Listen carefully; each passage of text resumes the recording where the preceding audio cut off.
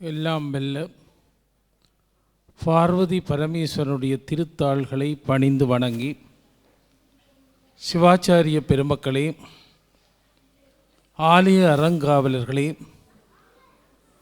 இன்றைய விழாவினுடைய உபயகாரர்களே, இங்கே வருகை தந்திருக்கின்ற பெருமானுடைய மீளா அடியவர்களே, குழந்தைகளே, உங்கள் அனைவருக்கும் எனது பணிவன்பான வணக்கம். இன்றைய வேட்டை திருவிழாவிலே இசை நிகழ்ச்சி, பரதக்கலை நிகழ்ச்சி இங்கே பக்திபூர்வமாக நடைபெற்றிருக்கிறது. சைவ சமயத்தவர்களுடைய மிக முக்கியமான கலைகளிலே ஒன்றாக விளங்குகின்ற இந்த பரதக்கலை ஆடலரசன் அம்பலவாணனுடைய 108 சிவ தாண்டவத்தில் இருந்து உற்பத்தியாகி ஒரு பெருங்கலை. அந்த கலை நிகழ்ச்சியை நடாத்திய பிள்ளைகளுக்கும் அவற்றை பயிற்றுவித்த ஆசிரியர்களுக்கும் அந்த பிள்ளைகளுடைய பெற்றோருக்கும் என்னுடைய வாழ்த்தையும் நன்றியையும் தெரிவித்துக் கொள்கிறேன்.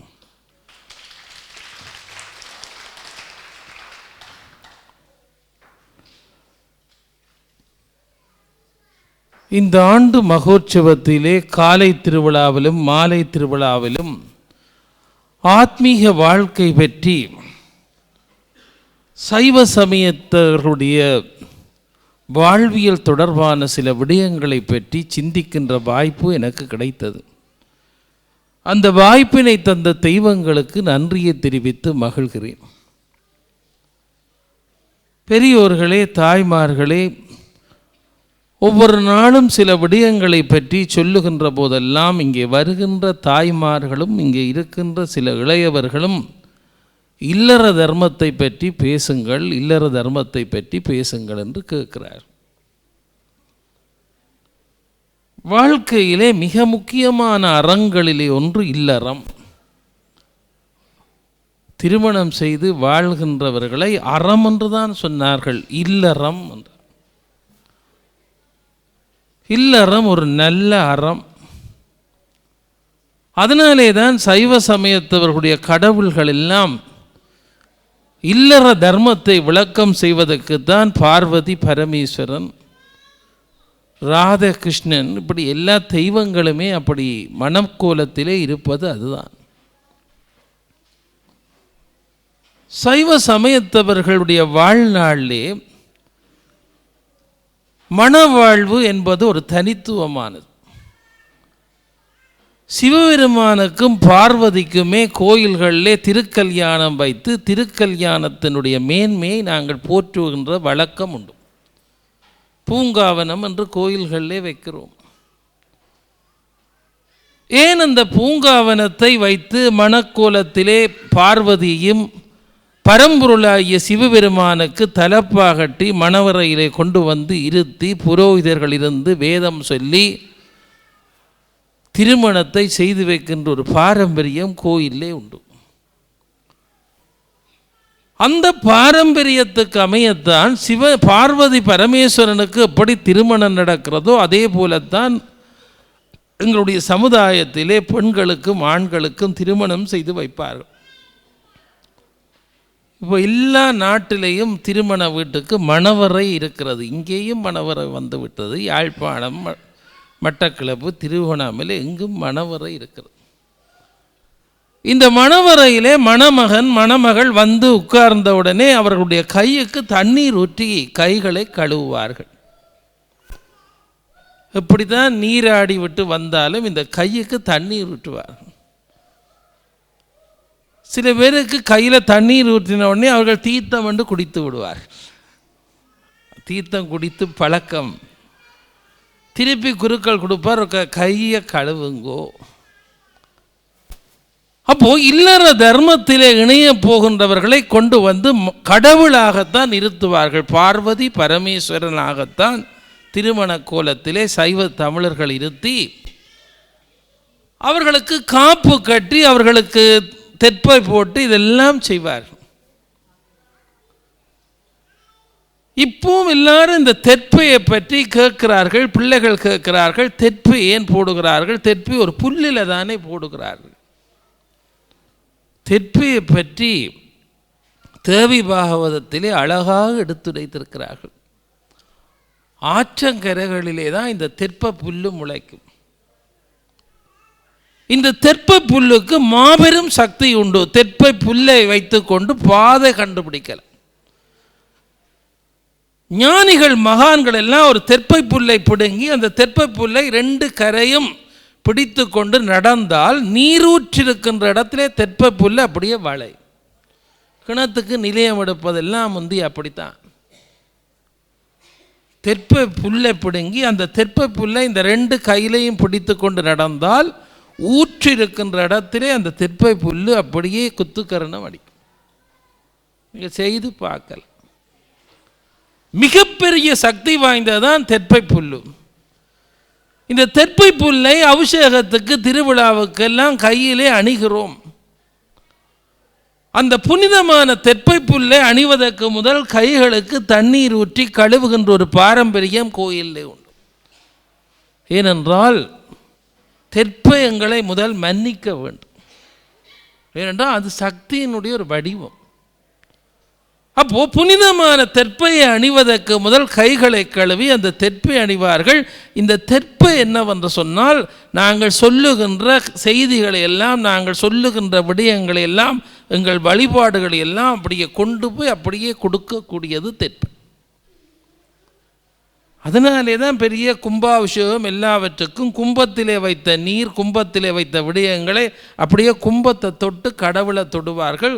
கும்பத்தில் இருக்கின்ற விடயங்களை பிம்பமாக்குற சக்தி தெற்பை புல்லுக்கு இருக்கிறது. இறந்தவர்களுடைய கடமையை கூட தெற்பையை வைத்து தெற்பையை சுடுவார்கள். ஏனென்றால் அந்த தெற்பைக்குள்ளே மனித ஆத்மா வந்து நிற்க சொல்லி கேட்டால் நிற்கும். தான் தெற்பை சுட போனாங்கள்னு சொல்லுவார்கள். அந்தியட்டியில் பிதிர்க்கடன் செய்கிற போது தெற்பையை சுடுவார்கள். உங்களுக்கு தெரியும், சில நேரம் பாம்பு, நாகபாம்பு போன்ற பாம்புகள் சில பேரை வந்து பகையிலே கோபத்திலே கடிக்கும். கடித்து விட்டு அந்த கடித்த வீட்டுக்கு பக்கத்தில் இருக்கிற மரத்திலே ஏறி இருக்கும். அந்த இறந்தவரை கொண்டு போய் அடக்கம் செய்யும் மட்டும் அந்த ஊர் அந்த இடத்தை விட்டு போகாமல் எங்கேயாவது மரத்தில் இருந்து பார்த்து கொண்டிருக்கும். சில வயது போனவர்கள் சொல்லுவார்கள், பாம்பு கடியில் இறந்தண்டு என்ன கடி என்று பார்த்து நாகம் கடித்தது என்று சொன்னால் அவர்கள் சொல்லுவார்கள், அது நல்ல பாம்பு நாகம், ஏதோ ஒரு கோபம் வைத்து கடித்திருக்கிறது. ஆனால் கடித்தால் அந்த பாம்பு போகாது, மேலே எங்கேயோ ஒரு இடத்துல இருக்கும். சில வயது போனவர்கள் தேடி பிடிச்சி விடுவார்கள், நான் இந்த மரத்தில் பாம்பு இருக்கு. அப்போ அவர்கள் என்ன சொல்லுவார்கள், ஒரு தெற்பியை சுடுங்கோ பாம்பு போகும். நான் கண்ணார கண்டிருக்கிறேன். அப்போ தெற்பை புல் எடுத்து அதுக்கு நீர் பூசி அதற்கு தண்ணீர் ஊற்றி அந்த தெற்பைக்கு நெருப்பு வைப்பார்கள். பாம்பு மரத்தை விட்டு இறங்கி போகும். அப்போ 1000 வருஷங்களாக தெற்பை போடுகிறோம், தெற்பைக்காக சண்டை பிடிப்போம், திருவிழா சண்டை பிடிப்போம். இந்த தெற்பை என்ன? அது சக்தியினுடைய வடிவம்தான் தெற்பை புல். அந்த தெற்பை புல்லை வைத்துக்கொண்டு சிவாச்சாரியர்கள் வாழ்கிறார்கள். அவர்களுக்கெல்லாம் சோறு போடுறது அந்த தெற்பை தான்.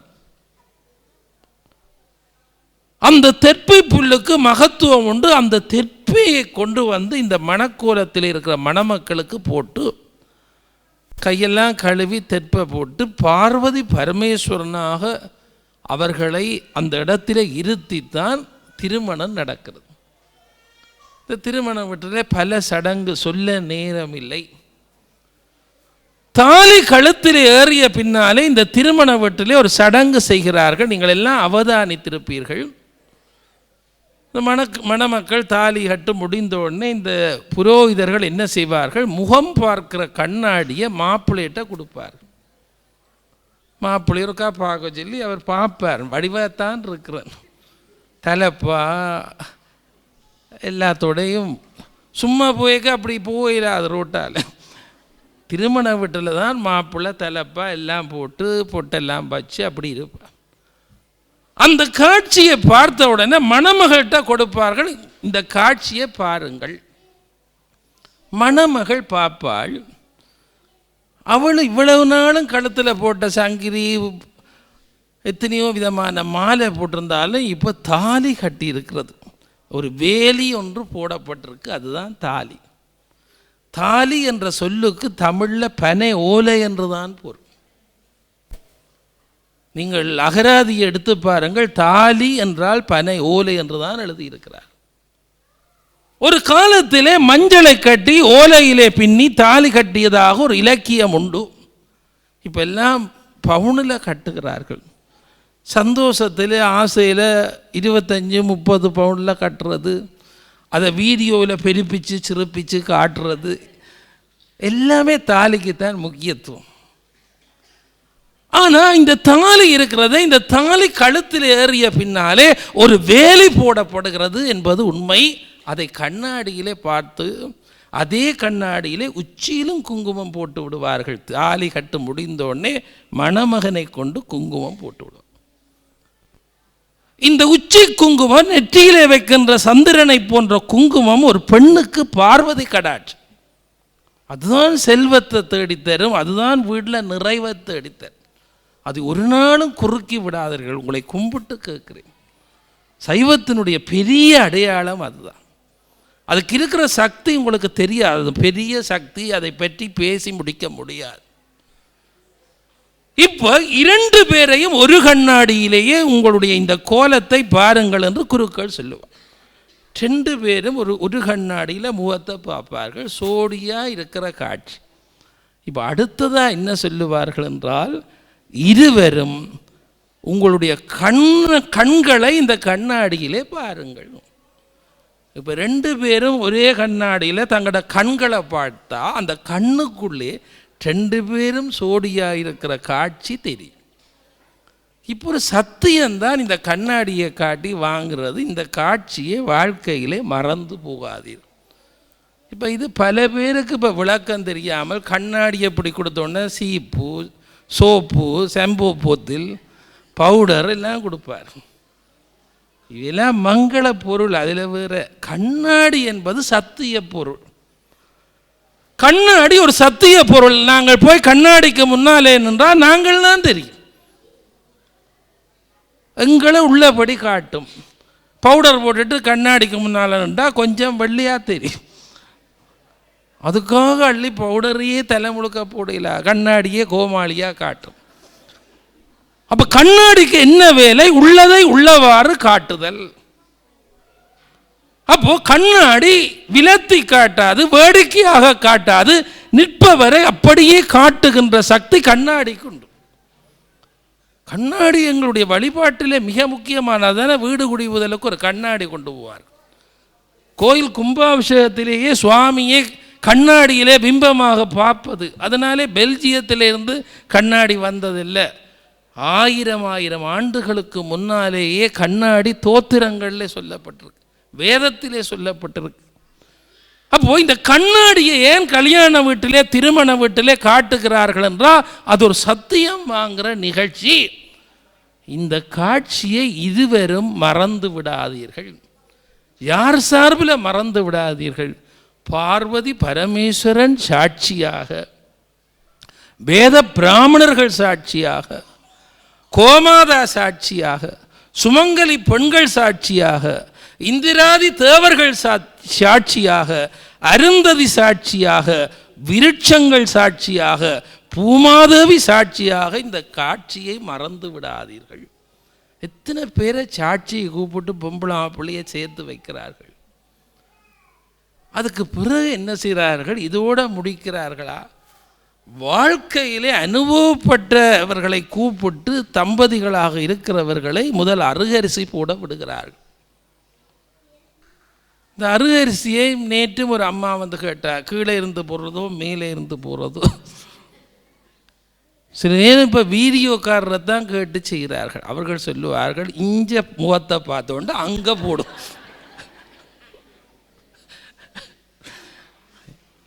இஞ்ச முகத்தை பார்த்துக்கொண்டு அங்கே போடுங்க. இதான் இப்போ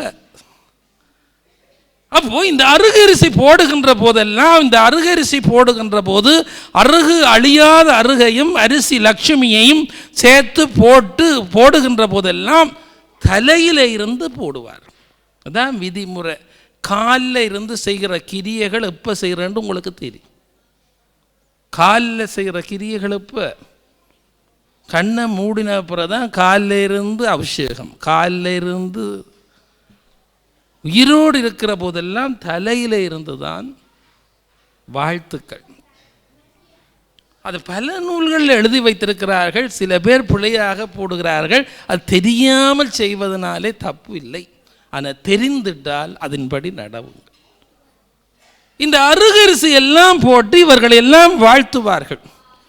இந்த அருகரிசி போடுகின்ற போதெல்லாம் பெண்கள், இந்த தம்பதிகள் மிக மகிழ்ச்சியாக 16 வகை செல்வமும் பெற்று வாழ வேண்டும் என்றுதான் பெண்ணோ ஆணோ அருகரிசி போட வேண்டும். இப்போ எல்லாரும் வாயில் அப்படி சொல்கிறீல. 16 வகை செல்வமும் பார்ல முறையாக பெறுங்க. ஆள் போல் தழைத்து அருகு போல் வேரூன்றி வாழையடி வாழையாக நீர்வீர் இருவரும் பல்லாண்டு பல்லாண்டு பல்லாண்டு 16 வகை செல்வமும் பெற்று வாழ்வீராக. இதுதான் பழந்தமிழர்களுடைய மரபு. இப்போ எல்லாம் இந்த அருகரிசியை சில நேரம் அப்படி கொஞ்சம் போட்டுட்டு சில பேர் உடனே வாய்க்குள்ளே போட்டணும். இப்போ இளம் பிள்ளைகளுக்கு அதனுடைய பெருமதி தெரியாது. கண்ணகிக்கும் கோவலனுக்கும் திருமண வீடு நடைபெற்றது. சிலப்பதிகாரத்து நாயகி கண்ணகி. அவளுடைய திருமண வீடு மிகச்சிறப்பாக நடந்தது. கோவலனும் கண்ணகியை கொண்டு வந்து இருத்தி இருக்கிறார்கள். கண்ணாடி காட்டி எல்லாம் முடிந்தது. இப்ப எல்லாரும் வந்து வாழ்த்து தெரிவித்துக் கொண்டிருக்கிற போது கண்ணகியினுடைய தோழிகள் பகுடி விட்டு கொண்டு இருந்தார்கள். கண்ணகி என்ன அழகா இருக்கிறாய், கோவலன் உன்னுடைய நாயகன் அழகா இருக்கிறான், அப்படி இப்படி பகுடி விட்டார். இப்போ கண்ணகி என்ன செய்தாள்? தன்னுடைய அன்பு தோழிகளை கண்ணால் ஜாட காட்டினாள். பெரியவர்கள் வாழ்த்தி விட்டார்கள், நீங்கள் எனக்கு பக்கத்தில் வாருங்கோ. வந்தவர்கள் கும்பிட்டு வாழ்த்தி இருக்கலாம். இவர்கள் என்ன செய்தார்கள்? தாங்களும் அரிசி எடுத்தார்கள். அப்போ திருமணமாகாத கன்னி பெண்கள் அருகரிசி போடுவதில்லை. ஏனென்று கேட்டால் சிலப்பதிகாரம் சான்று சொல்லு. இந்த பெண்கள் என்ன செய்தார்கள்? அருகரிசி எடுத்தார்கள். அவைக்கு பழக்கம் இல்லை. தலையில் 2 பேருக்கும் போடேக்களை என்ன சொன்னார்கள் என்றால், காதலர் ஒருவரை ஒருவர் பிரியாமல் கவவுக்கை நெகிழாமல் தீதின்றி வாழ்வீராக என்றார். உங்கால இருந்த ஒரு வயது போனவர் தலையிலே அடித்தார். எப்பவும் கல்யாண வீட்டில் அமங்கல சொற்கள் சொல்லக்கூடாது. அதுக்கு தான் தாலி கட்டுற போது கட்டி மேளம் கொட்டுறது. யாராவது அங்கே யாருந்து தும்மினா கூட அது கேட்கக்கூடாது. மங்களமானது தாலி, ஆயிரங்காலத்து பயிர் என்பார்களே. அப்போ இந்த அருகரிசி போடுகிற போது இந்த இளம் பிள்ளைகள் என்ன செய்தார்கள்? தேவையில்லாத வார்த்தை சொன்னார்கள். ஒருவரை ஒருவர் பிரியாமல். பிரிவு என்ற சொல்லை திருமண வீட்டிலே பாவிக்கவே கூடாது.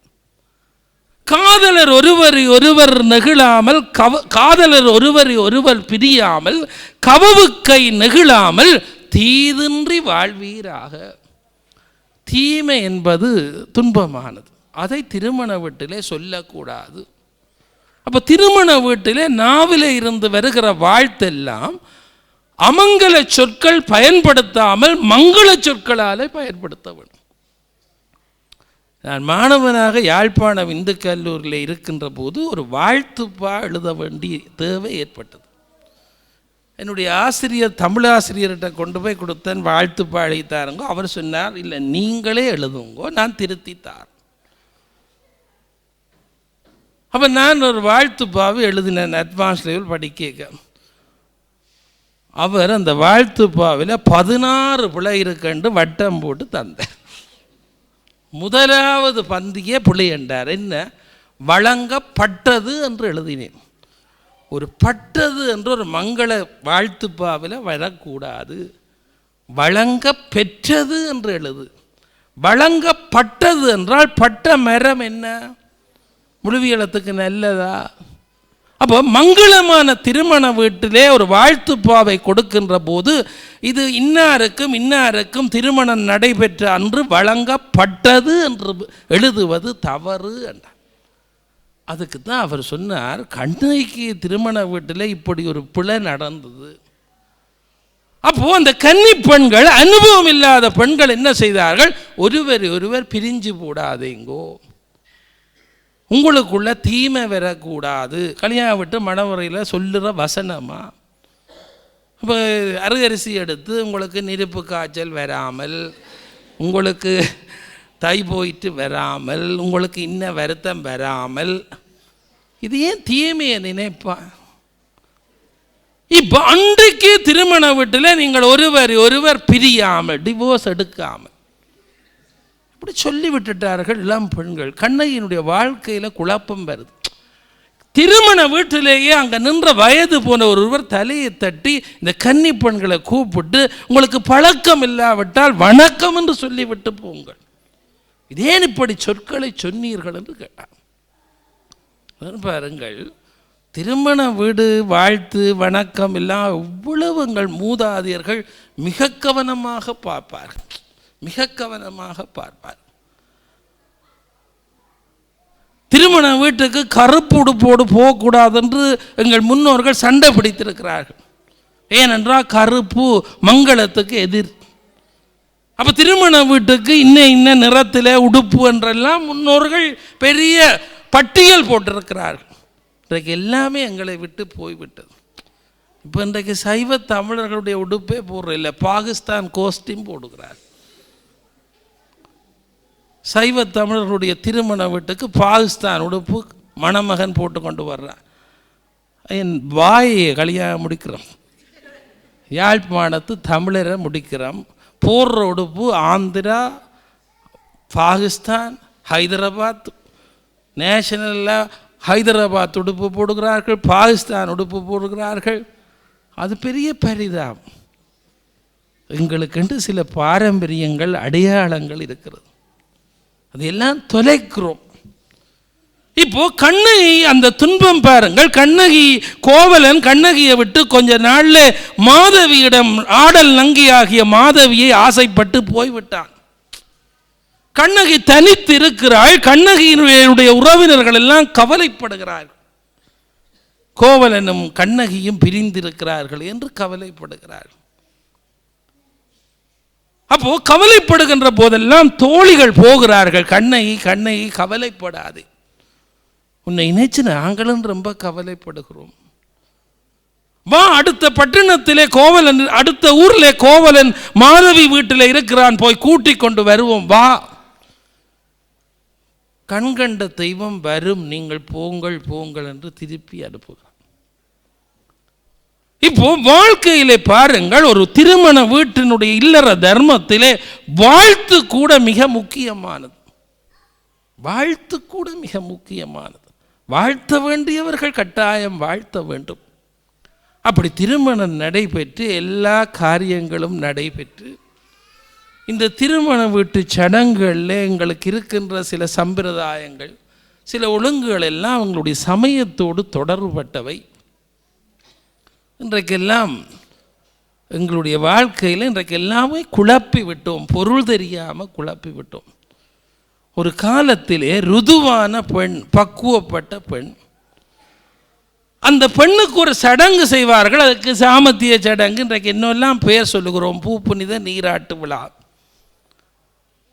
அந்த சடங்கிலே கூட மிக கவனமாகத்தான் எங்கள் முன்னோர்கள் சடங்கு வைத்தார்.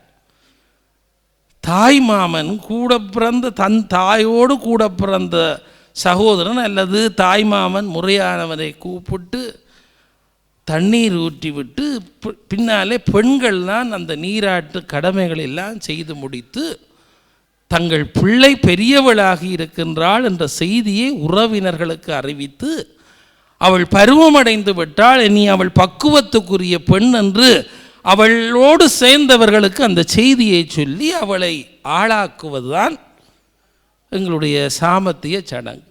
இன்றைக்கு என்ன செய்கிறார்கள், ஒரு காலத்தில் யாழ்ப்பாணத்தில் கிணத்தை சுற்றி ஒரு வேலி, பிறகு வளவை சுற்றி ஒரு வேலி, ஏனென்றால் பொம்பளை பிள்ளைகள் குளிக்கிற இடம் கிணத்தடி, அதை சுற்றி ஒரு பெரிய வேலி அடைத்திருப்பார்கள். பிறகு வளவை சுற்றி வேலி.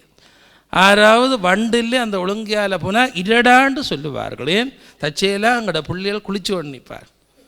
இப்போ ஆம்புளிலே கூட்டி கொண்டு வந்து தொட்டிக்க பொம்பளை பிள்ளையை இறக்கி தண்ணிக்கு பல நிறங்கள் பூட்டி சில நேரம் ஹெலிகாப்டர்லேயே கொண்டு வந்து சாமிச்சடங்கு பெண்ணை இறக்கிறார்களே. இதெல்லாம் இரகசியமாக செய்கின்ற விடயங்கள். சந்தோஷத்தில் செய்கின்ற விடயங்களாக இருந்தாலும் சில பக்குவங்கள் உண்டு.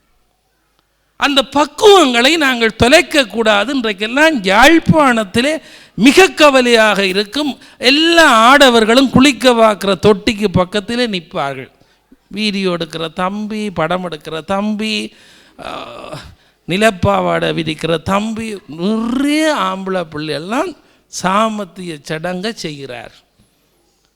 இதெல்லாம் இன்றைக்கு குழம்பி போய் நடக்கின்ற காரியங்களாலே ஒரு சடங்கினுடைய ஒரு சம்பிரதாயத்தினுடைய பொருளை மற்றவர்களுக்கு தெளிவுபடுத்த முடியாமல் போய்விட்டது. அதனால இன்றைக்கு வாழ்க்கையிலே நாங்கள் எல்லாம் திருமண வீடு இந்த சடங்குகள் எல்லாவற்றினுடைய உட்பொருளை விளங்கி எல்லாரும் சேர்ந்து செய்ய வேண்டிய சடங்குகள் இருக்கின்றது. சில உறவுக்காரர் மட்டும் செய்கின்ற சடங்குகள் இருக்கிறது. சில சம்பிரதாயங்கள் இருக்கின்றது. அவற்றினுடைய உட்பொருளை விளங்கிக் கொள்ளுங்கள். இவற்றெல்லாம் முடிந்த உடனே கண்ணூறு கழிப்பார் தாய்மார்கள். அட இந்த பிள்ளை எல்லாரும் பார்த்துட்டார்கள், கண்ணூறு கழிக்க வேண்டும். ஒரு தாய் என்ன காரியமெல்லாம் செய்வாள். இப்படி இல்லற தர்மத்தை சொல்லி மணமக்களை கொண்டு போய் தனி குடித்தனமாக வாழ தொடங்குகிற போதே பூதாக்கலம் என்ற ஒரு நிகழ்ச்சி இருக்கிறது. வாழையில் போட்டு சாப்பாடெல்லாம் போட்டு முதல் மணமகனைத்தான் மணமகளுக்கு சாப்பாட்டை குழைத்து கொடுக்க சொல்லுவார்கள். ஏனென்றதுக்கு பொருள் எழுதி இருக்கிறார்கள். வாழை இலையில் சாப்பாடு போடுற போது கூட எங்களுடைய ஒரு சம்பிரதாயம் இருக்குது. இந்தியாவிலே காரைக்குடி சம்பிரதாயம் என்ற ஒரு சம்பிரதாயம், கேரள சம்பிரதாயம், மதுரை சம்பிரதாயம், திருநெல்வேலி சம்பிரதாயம், யாழ்ப்பாணத்து சம்பிரதாயம் இருக்குது. வாழையில போட்டு வாழையில தலைப்பு எந்த பக்கம் போடுறான்னு பங்கு பாரு, இந்த பக்கமும் அந்த பக்கமும் இந்த பக்கமும். எல்லாரும் காரே எல்லா நாட்டிலையும் சரியாக ஓடுகிறார்கள். ஆனால் வாழையில தலைப்பு எந்த பக்கம் கேட்க இது தெரியாதண்டா ஒரு பெருமை என்று சில பேர் நினைக்கிறார். வலது கை சாப்பிடுகிற பக்கம் வாழையினுடைய பெரிய பகுதியாக அந்த தலைப்பு பகுதி இருத்தெல்லாம் வாழையில சம்பிரதாயம். இதை மறந்துடாங்க. இந்த பக்கம் இந்த பக்கம் அந்த பக்கம் வடிவாக கார் ஓடுற வைக்க வாழையில போட தெரியும். அந்த வாழையில மணமகன் முதல் சாப்பாட்டை குழைத்து கொடுப்பான். இந்த வாழையில போடுற சாப்பாட்டுக்கு நடுவில் பருப்பு விடுவார்கள், மேலே நெய் விடுவார்கள். உவர்ப்பு மருந்துக்காக சாப்பிடுகிற பாவக்காய் கறி, பைத்தங்காய் கறி இந்த பக்கம் வைப்பார். அதற்காக தொட்டுத்தான் சாப்பிட்றது. ஆரையும் பாவக்காய் கறி அது வேறு வருத்தம் வந்தால் தான் அதை நிறைய சாப்பிடும். பருப்புக்கு மேலே பாவக்காய் போடுறதில்ல, தொட்டு சாப்பிட்ற கறிகள் இந்த பக்கம், விரும்பி சாப்பிட்ற கறிகள் இந்த பக்கம் என்று ஒரு சம்பிரதாயம். கிழங்கு வகை இந்த பக்கம், மூலிகை இலைகுலை வகை இந்த பக்கம், இதெல்லாம் எழுதியே வைத்திருக்கிறார்.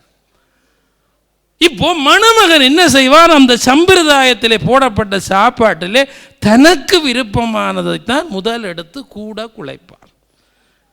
இப்போ மணமகள் அதை அவதானிக்கணும். மாப்பிள்ளை எதை கூட குழைக்கிறாரு, அதை கொடுத்தோடனே வாங்கி சாப்பிட்டோடனே மணமகளுக்கு தெளிவு வரும். ஏனென்றா இனிமேல் இவருக்கு இதைத்தான் கூட வாங்கி சமைக்க விடும்.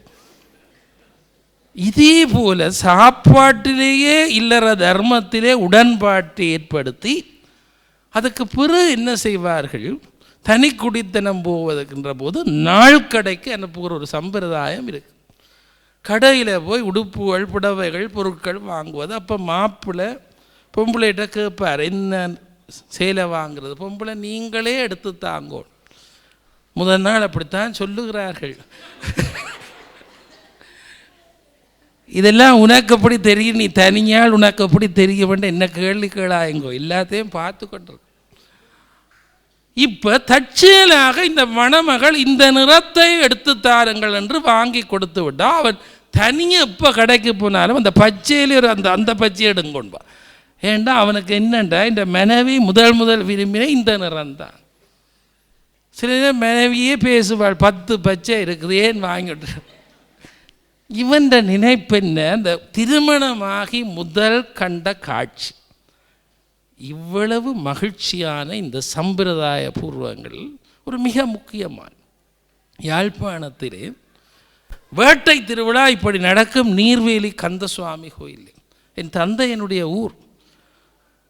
வேட்டைக்கு கோப்பாயில் இருக்கிற பிள்ளையார் கோயிலுக்கு சுவாமி வந்தால் முதல் எல்லைமானை பந்தல் என்னுடைய ஆட்சியினுடைய வீடு, தந்தையினுடைய தாய் வாழ்ந்த வீடு தான் முதல் எல்லைப்பானை பந்தல். இப்போ அந்த வீட்டில் ஒரு தரம் இல்லை, அந்த வீடே இல்லை. ஆனால் இன்றைக்கு 25-30 ஆண்டுகளுக்கு முதல் அந்த எல்லமான பந்தல் போடுவதற்கு ஒவ்வொரு வருஷம் போய் இரவு 10 மணிக்கு சுவாமி வந்து சேரும். அந்த இல்லமான பந்தல் போடுறதுக்கு நான் பக்கத்தில் இருக்கிற ஒரு வயது போன ஒரு சொந்தக்கார ஆட்சிகிட்ட போய் தட்டம் நிறகுடம் இதெல்லாம் கேட்பேன். தங்கம் போல மினுக்கி வச்சிருக்கிறா, தருவா கவனமாக. 10 தரம் சொல்லுவா, இது நாள் கடைக்கு என்ற ஆள் வாங்கி தந்த, கவனமாக கொண்டு வந்து தந்துடு, விட்டுட்டு போனீங்கோ என்று பேசுவான். மின்னுக்கு தங்கம் போல வச்சிருக்கிறா தன்னுடைய அவருக்கு 90 வயசு. கணவன் ஒரு நொத்த அரிசி இருந்தார் உயிரோடு. அப்போ அவர் சொல்லுவா, இவர் வாங்கி தந்தது நான் ஒவ்வொரு நாளும் பூசை அறையிலே வைத்து கும்பிடுகிறேன், கவனமாக வைத்திருக்கிறேன். சீமான் உயிரோடு இருக்கிறார் பாத்தியா, கொண்டு வந்து கவனமாக தான். வேட்ட திருவிழா சாமி வந்து அதில் அர்ச்சனை செய்ய முதல் இந்த ஆட்சி வந்துடுவா, தட்டத்தா. நானும் என்னுடைய சகோதரரும் இந்தா தருகிறோம் என்று கொடுப்போம். அவள் கேட்பா, அப்புவுக்கு மோதகம் நல்லா பிடிக்கும், 4-5 மோதகம் தான். நாங்கள் கொண்டு போய் கொடுத்தா, கண்ணார கட்டிருக்கிறேன். அந்த மோதகம் அவருக்கு நல்ல வயது போட்டுது, அவருக்கு மோதகத்தை பிச்சு தீர்த்தி விடுவார் 90 வயதில். அவர் சாப்பிட்டு சொல்லுவார், நல்லா இருக்கப்பா. 2 மோதகம் வச்சுருந்தா தண்டை மோதகத்தையும் தீர்த்தி விடுவான். நான் இந்த தட்டம் எடுக்க போய்க்க பார்க்க இடித்து நல்ல, அவருக்கு பல்லில்லாதவருக்கு அதை மெல்ல மடித்து கிட்ட கொண்டே கொடுப்பான். 90 வயதிலேயும் அந்த தம்பதிகள் மகிழ்ச்சியாக வாழுகிற காட்சியை கண்டு எவ்வளவு பெருமையாக இருந்தது. இன்றைக்கெல்லாம் திருமணமாகி கொஞ்ச நாளே நீங்கள் உங்களோட பாலில் சாப்பிடுங்கோ, நான் என்ற பாலில் சாப்பிடுங்க. சில பேர் அகிர்திணையில் சொல்லுவார்கள், அது வருது போகுது, இது வருது போகுது. உயர்திணை போய் அகிர்திணையில் கதைப்பார்கள். பார்வதி பரமேஸ்வரன் சாட்சியாக சிவன் பார்வதி என்று சொன்னவர்கள், அது போகுது, இது வருது போகுது வருது. சாப்பிடுகின்ற போதாவது ஒரு நேர சாப்பாடாவது மிக மகிழ்ச்சியாக சாப்பிட வேண்டும் என்பதுதானே குடும்பம். அதனாலே வாழ்க்கை தத்துவத்தை விளங்கிக் கொள்ளுங்கள். முன்னோர்கள் எல்லாம் அப்படித்தான் சந்தோஷமாக வாழ்ந்தார், நல்லா வாழ்ந்தார். ஆளியால் சண்டை பிடிப்பார்கள், சும்மா கதைச்சு சண்டை பிடிப்பார்கள். பிறகு கொஞ்ச நேரத்திலேயே மாறி விடுவார். கடைசி மட்டும் கணவன் சாப்பிடாமல் சாப்பிடார்கள். அவருக்கு என்ன விருப்பம் என்று பார்ப்பார். எனக்கு தெரியும், ஒரு வயது போனவர் போய் எங்களுடைய ஆண் சபையில் இருந்து சாப்பிட்டவர். அதை பெண் சபையை கொஞ்சம் நேரம் சென்று நடக்கும் பெண் அங்கே பார்த்துட்டு இருப்பாள். அவர் சாப்பிட்டு கையை கழுவி வெத்தில போடுற நேரம் திருப்பி வந்து கேட்பா, சாப்பிட்டு இளையன் கடவுளை இப்போ அந்த சாப்பிட்டு திருப்பி இருக்கா கேட்டுட்டு போய் சாப்பிடுவதிலே ஒரு சந்தோஷம். அவரும் சிரித்து கொண்டு சொல்லுவார், நான் சாப்பிட்டேன். இதெல்லாம் பாருங்கள், இது ஒரு நடிப்பு அல்ல. இந்த நடிப்பு என்பது ஒரு மகிழ்ச்சி. இந்த நடிப்பு என்பது ஒரு கவர்ச்சி. இந்த நடிப்பு என்பது வாழ்வியலே ஊடல் வரும், உறவு வரும், பரிவு வரும், பாசம் வரும், அரவணைப்பு வரும், நேசம் வரும். அதுதான் இந்த வாழ்க்கை தத்துவம் என்பதை விளங்கிக் கொள்ளும். அதனாலே தான் திருமணம் என்பது 1000 காலத்து பயிர். எத்தனை பேர் நின்று வாழ்த்தி, எத்தனை பேர் போற்றி, தாலியை கண்ணில் காலையில் எடுத்து எத்தனை பெண்கள் தொட்டு கும்பிடுவார். ஏனென்றால் சுமங்கலியாக இருப்பது என்பது கடவுள் தருகின்ற ஒரு பெரிய சந்தர்ப்பம். அதனாலே தான் வாழ்க்கையிலே கணவன் மனைவி என்கின்ற அந்த மகிழ்ச்சி, அந்த சந்தோஷத்தை நாங்கள் நினைத்து பார்க்க வேண்டும். இப்பவும் நான் பார்க்கிறேன், பாருங்கள், இப்பவும் பார்க்கிறேன். நான் இப்பவும் பார்க்கிறேன். என்னுடைய தாயாருக்கு 90 வயது இருக்கிறார். ஒரு ஆசிரியராக இருந்தவர். என்னுடைய தந்தையாருடைய துவசம் என்று அதில் கதிரையில் இருந்தோண்டு அழுவார். இன்னது வையுங்கோ, இன்னது வையுங்கோ. அப்பாவுக்கு அதுதான் விருப்பம், இதுதான் விருப்பம் என்று சொல்லி கொண்டிருப்பார். நாங்களோ இயந்திரமாக இயங்கி கொண்டிருப்போம். துவசம் கொடுக்குற நேரம் இங்கேயோன்னுட்டு நான் வருவேன். கதிரையிலிருந்து அப்பாவை பற்றியே அன்றைக்கு முழுக்க சொல்லி கொண்டிருப்போம்.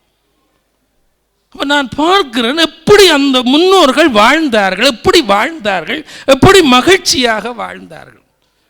இதெல்லாம் 2 பாத்திரங்கள், வீடுகளில் வாழுகின்ற 2 பாத்திரங்கள் சரியான முறையில் கடைப்பிடிப்பீர்களே ஆனால் பிள்ளைகள் பின்பற்றுவார்கள், எங்கள் சமூகம் வாழும்.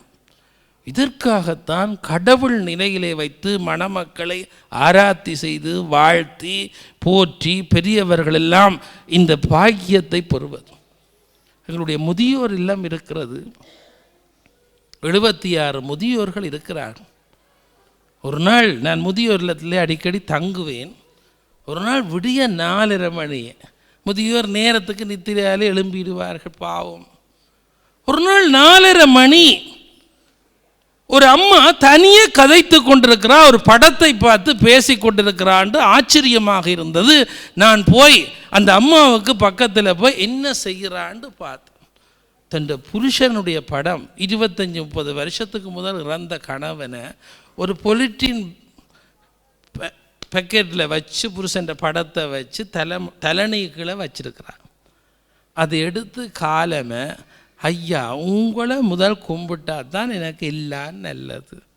யாரோட கதைக்கிறா, ஆரோட கதைக்கிறா, தனியே இருந்து கதைக்கிறா.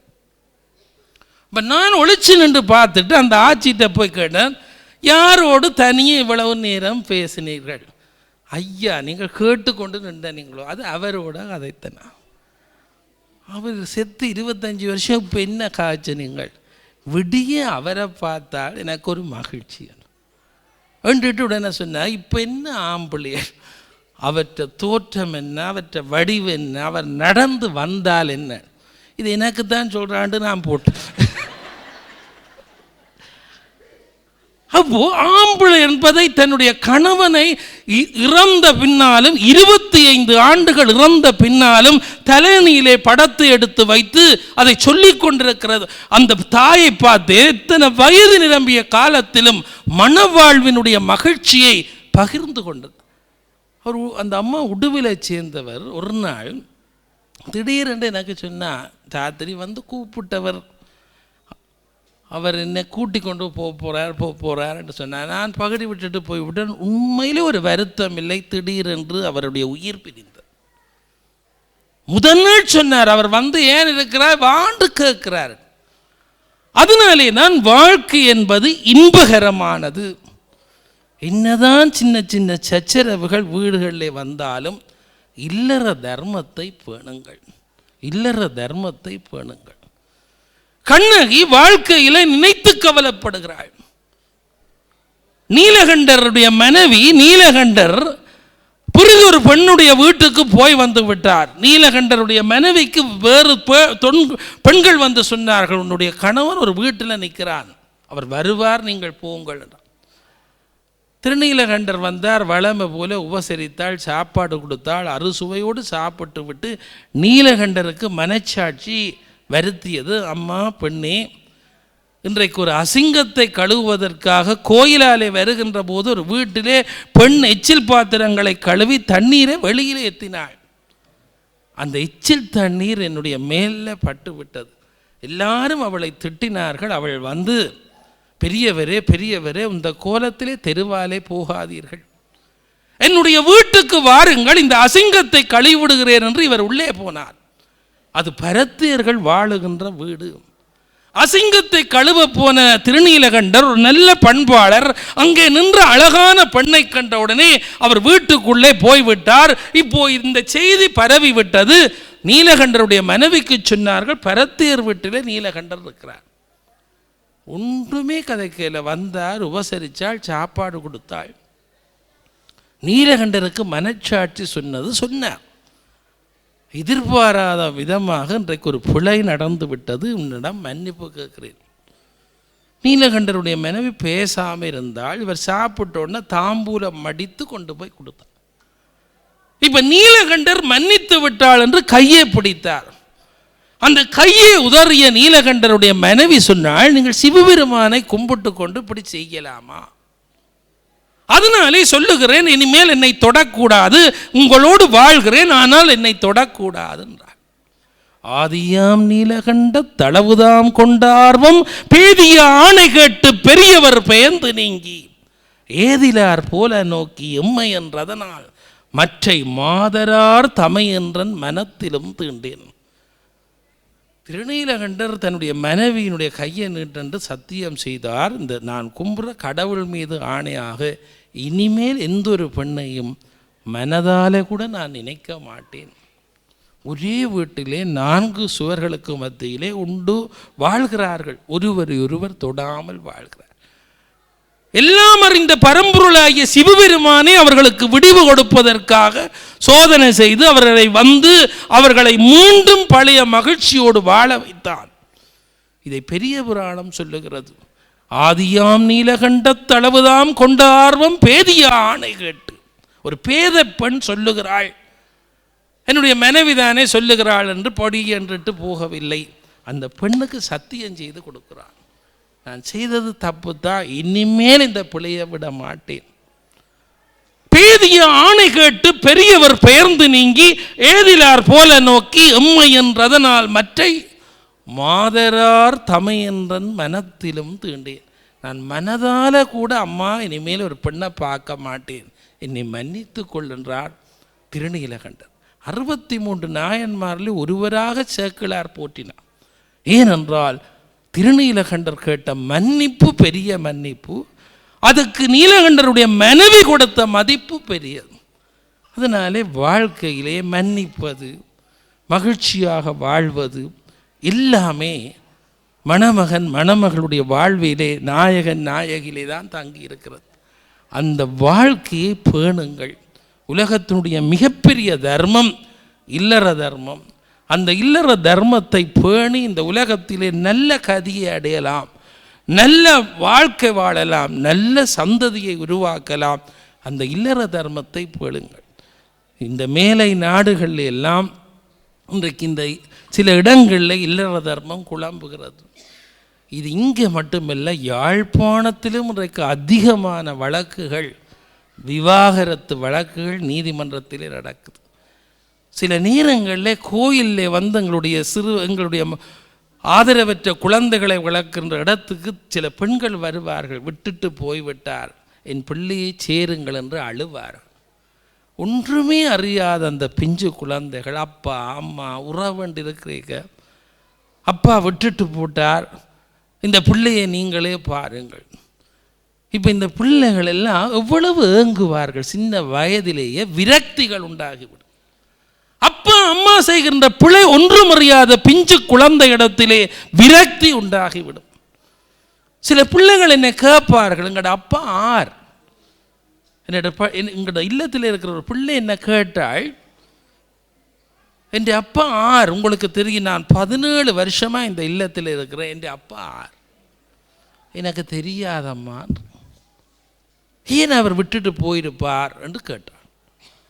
அதே போலத்தான் இன்றைக்கு இந்த ஆடவர்கள் சிலர் செய்கின்ற இந்த துன்பம் எங்கே போய் வருத்துகின்றது என்றால், ஒன்றும் அறியாத சின்ன பிள்ளைகளை வருத்துகிறது. அந்த பிள்ளைகள் விரக்தியாகத்தான் வளர்வார். அவர்கள் ஒரு பொது நிகழ்ச்சிக்கு போயிருப்பார்கள், பட்டமளிப்பு விழா, கொன்வகேஷன், யூனிவர்சிட்டியின் விழா அதுகள் இதெல்லாம் அப்பா அம்மான்று பல பேர் வந்து நிற்கிற போது எனக்கு அப்பா இருந்தும் அப்பா வரையிலேயே. இப்போ பல பேர் அம்மா இருந்தும் அம்மா வரையிலேயே அப்பா கொண்டு திரிகிறார். வாழ்க்கையை பாருங்கள், நன்றாக கடவுளை கும்பிட்டு கடவுள் தந்த அந்த சந்தர்ப்பத்தை இந்த சமுதாயத்திலே நல்ல முறையிலே பயன்படுத்திக்கொள். எவரவருக்கு குடும்பத்திலே இடையூறு வருகிறதோ அதை ஒற்றுமையாக்குவதுதான் ஏனையவர்களுடைய கடமை. எல்லாரும் இன்னொருவரை சமாதானமாக்குங்கள், உங்களுக்கு புண்ணியம் கிடைக்கும். சமாதானமாக்குங்கள், புண்ணியம் கிடைக்கும். எந்த ஒரு மனிதனையும் திருத்தலாம், எந்த ஒரு பெண்ணையும் திருத்தலாம். இந்த உலகத்தில் யார் தவறு செய்யவில்லை, யார் தவறு செய்யவில்லை, யார் பிழையாக எண்ணவில்லை, யாருடைய மனம் குழம்பாமல் இல்லை. இந்த உலகம் என்பது அதுதான். மன்னிக்கின்ற சக்தி தான் மாபெரும் சக்தி. அதனாலே தான் இல்லற தர்மம் என்பது உயர்ந்த தர்மம்.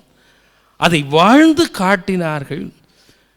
கண்ணகிக்கு வாழ்வே போய் பாண்டியனுடைய அரண்மனை வாசலில் நின்று நீதி கேட்டு மன்னன் விழுந்தான், அவனுடைய மனைவி இறந்தாள். இப்ப கண்ணகி வந்து அழுது கொண்டு நிற்கிறாள். அக்கினி தேவதையாகிய நெருப்பு வந்து கேட்குது, கண்ணகியே நான் என்ன செய்ய வேண்டும் என்று. அப்பவும் பாருங்கள் கண்ணகின்ற பெருந்தன்மை. நெருப்பே நெருப்பே, மதுரையிலே நான் சொல்றவ எல்லாரையும் விலத்தி விட்டு தீயவர்களை போய் எரியண்டு. நெருப்பு கேட்குது, அக்கினி கேட்குது, யார் யாரை நான் விலத்தி விட வேண்டும். கண்ணகி ஒரு லிஸ்ட் கொடுக்கிறாள். பார்ப்பார் பசித்தோர் பத்தினி பெண்டிர் மூத்தோர் குளவி இவைகளை நீக்கி தீத்திரத்தார் பக்கமே போச்சு. தான் பொட்டிழந்து பூவிழந்து இருக்கிற போதும் கண்ணகி சொல்கிறாள், நல்ல பத்தினி பெண்ணுக்கு துன்பம் கொடுக்காதே, அவள் நல்லா இருக்கட்டும். அவளை பத்தினி பெண்ணுக்கு துன்பம் கொடுக்காதேன்னா பத்தினி பெண்ணை கட்டின கணவனையும் காப்பாற்று. கோயிலில் பூசை செய்து கொண்டிருக்கின்றவர்கள் இந்த உலகத்துக்காக பூசை செய்கிறார்கள், அவர்களை விடு, அவர்களை கொண்டு செய்யாத. பார்ப்பார் பசித்தோர், நல்ல பசியில அம்மா பசிக்குது ஐயா பசிக்குதுங்கிற பிச்சைக்காரருக்கும் நெருப்பை ஒன்றும் செய்து விடாது. பார்ப்பார் பசித்தோர் பத்தினி பெண்டீர், சுமங்கலியாக தந்தன் கடமையை சரியா செய்கின்ற இல்லறத்து நல்ல பெண் இருக்கிறாளே, தாய்மை கோலத்தில் இருக்கிறாளே, நெருப்பை அவளுக்கு கிட்ட போகாத. தான் பொட்டிழந்திருக்கிறாள், எவ்வளவு பெருந்தன்மை. பார்ப்பார் பசித்தோர் பத்தினி பெண்டிர் மூத்தோர். இந்த உலகத்திலே நல்ல காரியம் எல்லாம் செய்து வயது போய் வீட்டுக்குள்ளே ஒரு கரையில் மூத்தோர் இருக்கிறார்களே, அந்த மூத்தவர்களுக்கும் நாட்டில் என்ன நடக்குதுன்னு தெரியாது, நெருப்பே அவர்களுக்கு கிட்ட போகாது. குளவி நேற்று பிறந்த பிள்ளை தொட்டில் ஏனையில் படுத்திருக்கு, அதுக்கும் இந்த நாட்டில் என்ன நடக்குன்னு தெரியாது, நெருப்பே அவர்களுக்கு கிட்ட போகாத. அப்போ யாருக்கு கிட்ட போகிறது? தீத்திரத்தார் பக்கமே போய்ச்சேர். பார்ப்பார் பசித்தோர் பத்தினி பெண்டிர் மூத்தோர் குளவி இவைகளை நீக்கி தீத்திரத்தார் பக்கமே போய்ச்சேர். அதனாலே தானே கண்ணகிக்கு கோயில் கட்டி பார்வதியின் வடிவமாக அம்பாளின் வடிவமாக கோயில் கட்டி விழா செய்து கும்பிடுகிறோம். தனக்கு துன்பம் வந்த காலத்திலே கூட இன்னொரு சுமங்கலிக்கு இன்னொரு பெண்ணுக்கு துன்பம் பெறக்கூடாது என்று நினைப்பவள் தெய்வத்துக்கு சமமான. அதனாலே தான் இங்கே இருக்கின்ற சுமங்கலி பெண்கள் எல்லாம் எங்கே ஒரு குடும்பத்தில் துன்பம் வந்தாலும் போய் நாடிய தடவி அவர்களை ஒற்றுமையாக்கி மகிழ்ச்சியாக்கி அவர்களை நல்லா இருக்க வேண்டும் என்று நினைக்க வேண்டும். அதுதான் உயர்ந்த இல்லற தர்மம் என்று கூறி எல்லோரும் இன்புற்று வாழ எல்லாம் வல்ல பரம்பொருளை மன்றாடி அமைகிறேன். நன்றி, வணக்கம்.